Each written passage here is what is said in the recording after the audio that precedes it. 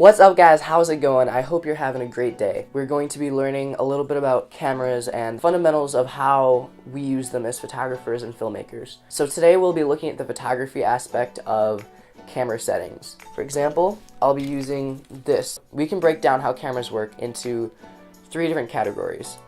You have your shutter, your ISO, and your f-stop. Each one of those controls how a photo will actually turn out. So to start off, the shutter speed is essentially how long your sensor is exposed to light. So we have this here. Now this is a mirror. The light comes in here. It's at a 45-degree angle. So light coming in will hit here off the mirror and deflect up. There's a mirror at a 45-degree angle like this, and it deflects the light out into your viewfinder, which is what you look through to take a photo. So that's why when you look through the viewfinder, you can see the image. The mirrors are deflecting the light in and up and back into you in your eye. That is how you see using the optical viewfinder on a camera. Of understanding how this works is the shutter, when it goes up and exposes your sensor to light, that's how you actually take the photo. So on this step, I want you to imagine that this little mirror on here flicks up and back down. When you press that shutter, it's gonna go up and down. So the longer it's up, the more light gets let in. If you have a longer shutter speed, say 1/10 of a second, that means that there can be a lot of motion blur if your subject isn't extremely still and you're extremely still holding the camera. The next thing is your f-stop. Let's imagine you have a ring like this, right? And the smaller your ring gets, the less light gets let in. The large hole is a small number, and a small hole is a big number. That's what your f-stop is. So for example, the lens I'm shooting on right now shoots at f1.4. That's an aperture of 1.4. That means a lot of light is getting let in. The aperture hole is super big. You get lots of light. To say that you have a faster lens, you can turn your shutter speed up higher, and you'll still have a well-exposed photo. This camera has an f1.8 aperture. The hole in the lens gets bigger and smaller as I twist this. So this means less light. This is at f22. Then as your f-stop number gets smaller, the hole in the lens gets bigger. That lets in more light, and that also is what gives you, it lets in more light, and that's also what gives you the nice, really blurry background that you see in a lot of photos and videos.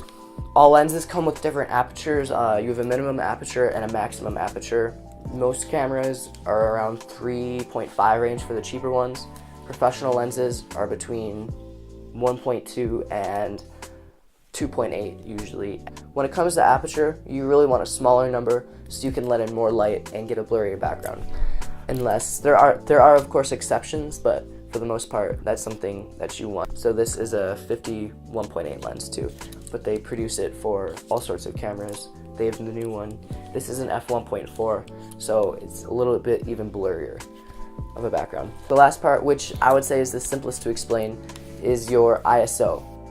The ISO is your sensor's sensitivity to light. So if it's dark out, or say this room is darker, I can't make my settings go any brighter right now, so I set my ISO from 100 to 200, which basically turned up my sensor sensitivity to light. If you ever take a photo at night on your smartphone and it looks grainy, that's because your phone's ISO is like super high, trying to brighten your photo as much digitally as it can, and it doesn't always work that well.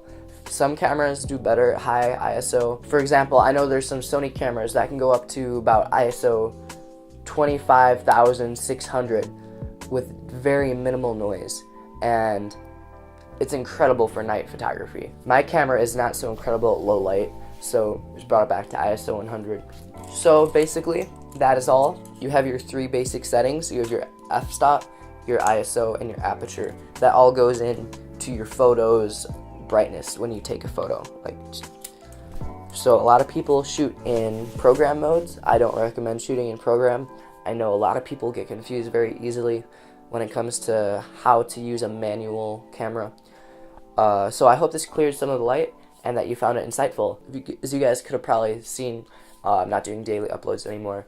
because I have been shooting a film this whole week with some friends. It's a Star Wars in real life. It's going to take a few months to produce. So yeah, I'll let you guys know when that film is out. Thank you guys so much for watching today's video. I really enjoyed making this. Be sure to like, comment, and subscribe. And be sure to turn on the notification bell button so you guys can know right when I post a new video, so you can be the first ones to see it. And I'll see you next time. Alright, cut.